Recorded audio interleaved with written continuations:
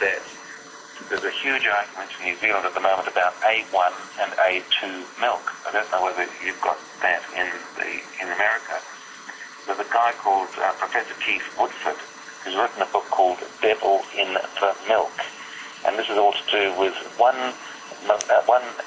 amino acid change in the casein molecule, and that tiny little change in beta-casein makes it resistant to proteolytic enzyme degeneration. It means that you can't digest that casein molecule so well, and that's been associated with a lot of autoimmune disease and problems in the future.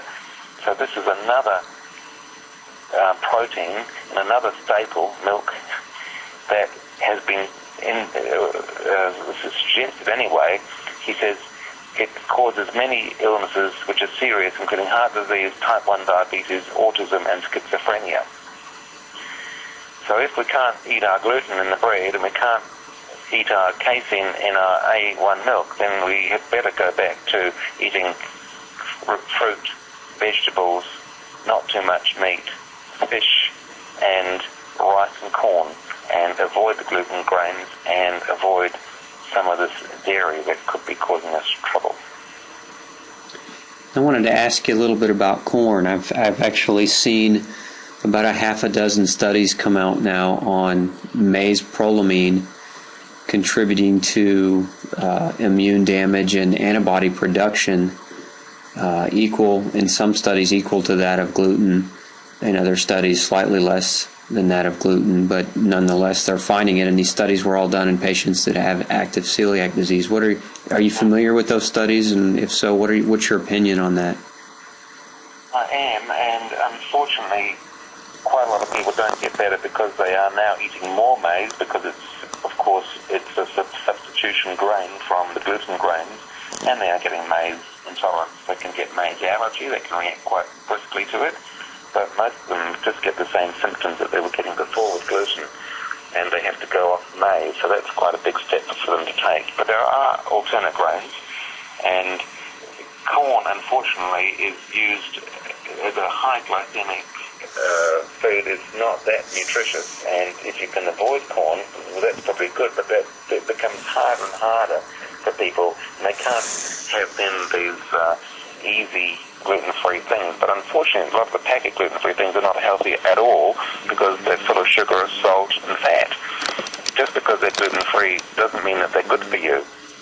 Gluten-free is not necessarily healthy.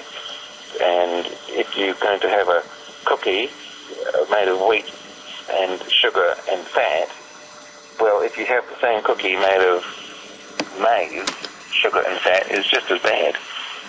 So we have to be very conscious of what we're eating. We have to think about what we're eating in a much more universal way. We just can't go shopping, get some packet food, and just fill ourselves up with this stuff, because it's going to harm us. And it will kill us. And some people call it coronary suicide. Are you killing yourself with your teeth? That sort of thing. We have to think very carefully about our food, because our food is the basic platform of keeping us healthy and well. Well, thank you for saying that. I feel like I've been saying that for a number of years to a lot of different people. One of the first things that I see happen with the diagnosis of gluten sensitivity is patients will run to the grocery store and they'll buy every packaged food they can find, as long as it says gluten-free. And as you just said, most of these items are extremely unhealthy, regardless of the fact that they're gluten-free. And so they're not really good for the patient anyway. And when you have somebody who's already very sick, trying to nurse them back to health through adequate diet and proper nutrition, these gluten-free products oftentimes are a crutch to continue them maintaining their disease state. So it's good to hear you say that, because it just confirms more so, at least in my mind, that we're on the right track. The basic diet, and it's been called this by lots of people, the SAD diet, the standard American diet, or the standard Australasian diet, is sugar, wheat, fat-based, and is unhealthy. And we see the epidemic of obesity.